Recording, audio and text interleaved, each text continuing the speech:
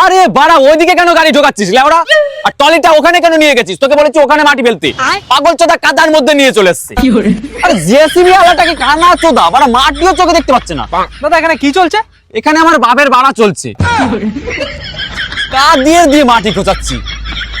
JCB নিয়ে ওখানে কি হচ্ছে দাদা? জেসিবি ওখানে মাটি চুদছে। কানা চোদা নাকি, দেখতে পাচ্ছ না মাটি খুঁজছে? ও আচ্ছা আচ্ছা, মাটি খুঁজে কি হবে? মাটি খুঁজে অ্যাকচুয়ালি এখানে একটা খাল তৈরি হবে। হঠাৎ খাল? তাতে কি সিরাজ আসছে তোমার বাল? আরে ভাই এদিকে এদিকে যা। এই লেওড়া, এই তুই ওখানে দাঁড়াবি না বোকা চোদা, ওখানে কাজ কর যা।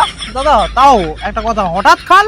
আসলে আমি ছোটবেলা থেকে মানুষের মুখে মুখে শুনেছি যে খাল কেটে নাকি কুমির নিয়ে আসে। अच्छा সেই জন্য আমার একটা ইচ্ছা ছিল যে আমিও একদিন খাল কাটবো আর কুমির ডেকে নিয়ে আসবো। समझ गया। তুমি তো এটা চিড়িয়াখানা গিয়েও দেখতে পারতে। চিড়িয়াখানায় গেলেও দেখতে পারতাম, ঠিক কথা, কিন্তু আমার আরো একটা স্বপ্ন ছিল কি? যে আমি বাড়ির সামনে খাল কাটবো ठीक है। আর ওখানে কুমির আসবে আর সেই কুমির এসে আমার পোদ মারবে। চল তো বাড়া, পাগলা আছে ওটা বাড়া।